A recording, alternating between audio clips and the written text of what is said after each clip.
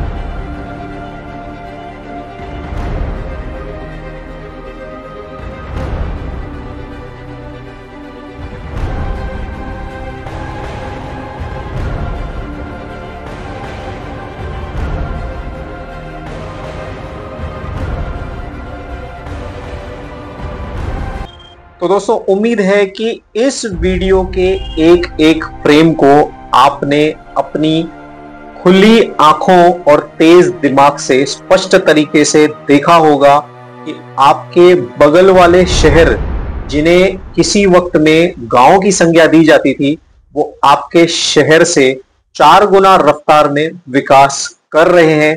आखिर इसके कारण क्या? दोस्तों, ऐसा तो नहीं है कि यहाँ का डेवलपमेंट प्लान या यहाँ का विकास आसमान से टपका होगा। जरूर यहाँ की लोकल एडमिनिस्ट्रेशंस और वहां के नेताओं ने कुछ तो ऐसा किया होगा, थोड़ी सी तो डेडिकेशन दिखाई होगी कि आज अंबरनाथ और बदलापुर के क्षेत्र जो हैं वो काफी ज्यादा विकास के पथ पर अच्छी रफ्तार से दौड़ रहे हैं। दोस्तों, कल्याण सिटी की हम अगर बात करें तो कल्याण सिटी को बहुत पहले से मेट्रो सिटी में परिवर्तित करने की परियोजनाएं धड़ल्ले से चल रही हैं, जिसमें वहां के रहवासी, वहां के नेता और केडीएमसी का बहुत बड़ा हाथ है। ये कोई गुरेज करने वाली बात नहीं है कि ठाणे और महाराष्ट्र की राजनीति का भी इसमें बहुत उम्दा सहयोग है।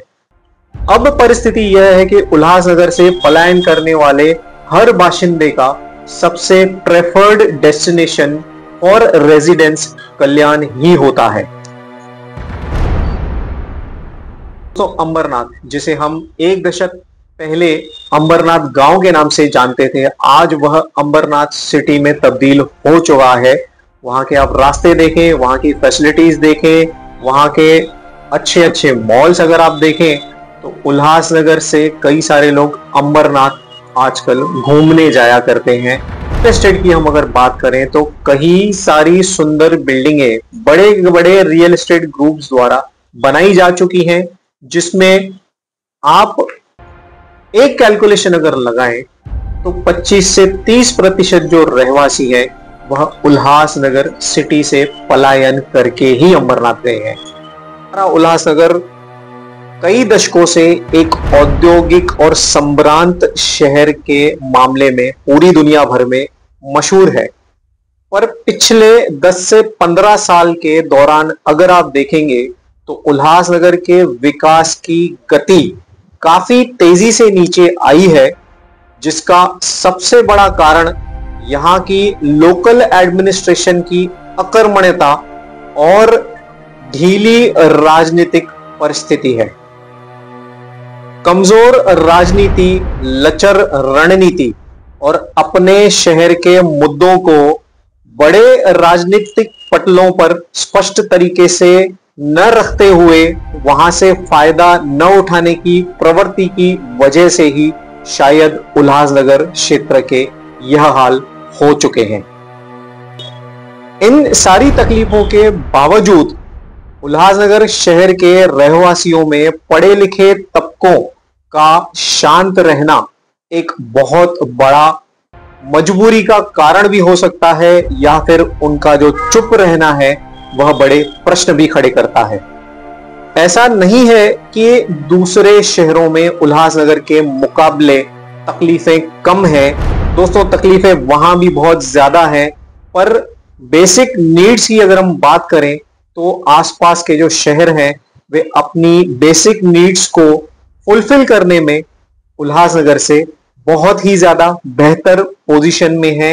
यही वो कारण है कि बड़े राजनीतिक पटल जो है या उनके जो बड़े नेता हैं उनका ध्यान भी ऐसे शहरों पर ज्यादा है, क्योंकि वहां के लीडर शायद उल्लासनगर के लीडरों से खुद को प्रूव करने में कुछ रफ्तार से आगे चल रहे हैं। दोस्तों, उल्लासनगर आज भी गड्ढों में सड़कें ढूंढ रहा है, जिसे आप आज के समय में स्पष्ट तरीके से देख भी सकते हैं और उसकी तकलीफें सह भी सकते हैं।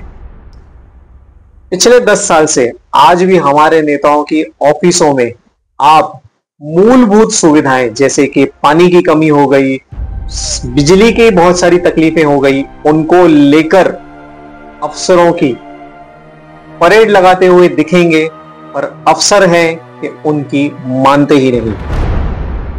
उल्लासनगर में आज भी सैकड़ों की तादाद में धोखादायक इमारतों का मसला जो है वो कई सारे सालों से जस का तस पड़ा है, जिसके कारणवश हजारों की संख्या में जो लोग हैं वो बेघर हो चुके हैं और उनकी टूटी इमारतों पर लालची बिल्डर, जो कि नेता के ही कई बार लोग माने जाते हैं, वे गिद्ध की तरह उन बिल्डिंगों की लाशों को सस्ते में नोचने का काम करने से पीछे नहीं हटते।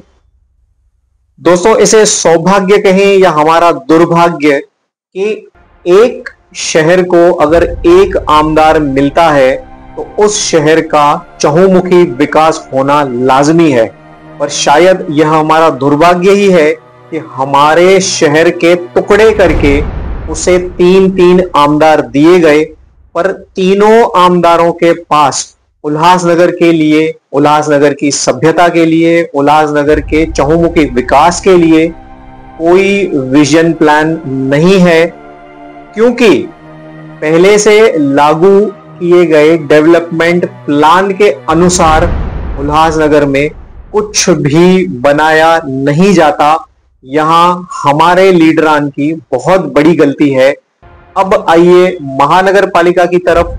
तो दोस्तों, हाल ही में कई सारी जो बिल्डिंगें बनाई गई हैं उसमें अगर आप गहरे से जांच करेंगे तो डेवलपमेंट प्लान की नियमों को पूरी तरीके से तोड़ मरोड़ कर कई सारी बिल्डिंगें जो हैं वो डेवलपमेंट प्लान में रिजर्व्ड रोड्स के ऊपर उनका प्लान महानगर पालिका के टाउन प्लानिंग डिपार्टमेंट के द्वारा लागू किया गया है या सैंक्शन किया गया है। तो दोस्तों, जब डेवलपमेंट प्लान की परवाह महानगर पालिका के बड़े बड़े अधिकारी ही नहीं कर रहे तो इसका फायदा उल्लासनगर क्षेत्र के बिल्डर, यहां पैसा लगाकर मोटी कमाई करने वाले पूंजीपति और यहां के नेता क्यों नहीं उठाएंगे? यह एक यक्ष प्रश्न है। दोस्तों, इस पूरे वीडियो से आप यह आकलन बड़ी आसानी से लगा सकते होंगे कि अगर उल्लासनगर का विकास चाहिए तो सभी को अपनी लालच को परे रखकर डेवलपमेंट प्लान के हिसाब से ही आगे काम करने की हमें जरूरत है, जिसका सबसे बड़ा उत्तरदायित्व उल्लासनगर महानगर पालिका, उसके अधिकारी और उसमें बैठकर उन नेताओं का है जो नेता चुने तो आपके द्वारा जाते हैं, पर ज्यादातर नेता काम खुद के लिए करते हैं। दोस्तों, समय आ चुका है कि डेवलपमेंट प्लान के विषय में बड़े लेवल पे चर्चा होनी चाहिए और पिछले 5-10 साल में जिन जिन लोगों ने डेवलपमेंट प्लान के साथ खिलवाड़ किया है उन्हें उनके अंजाम तक पहुंचाना अब हम सबकी जिम्मेदारी है। दोस्तों, इस वीडियो के लिए आप अपनी दिल खोलकर कमेंट्स कीजिए। आप बताइए कि आखिर डेवलपमेंट प्लान महानगर पालिका का उसमें रोल, उसके बाद नेताओं, पूंजीपतियों, बिल्डरों और जनता की क्या जिम्मेदारी है, ताकि कल्याण अंबरनाथ बदलापुर की रेस में हम उल्लासनगर को पिछड़ता हुआ ना देख सकें। ऐसे ही वीडियोस को देखने के लिए सिटी उल्लास लाइव के साथ बने रहिए। धन्यवाद।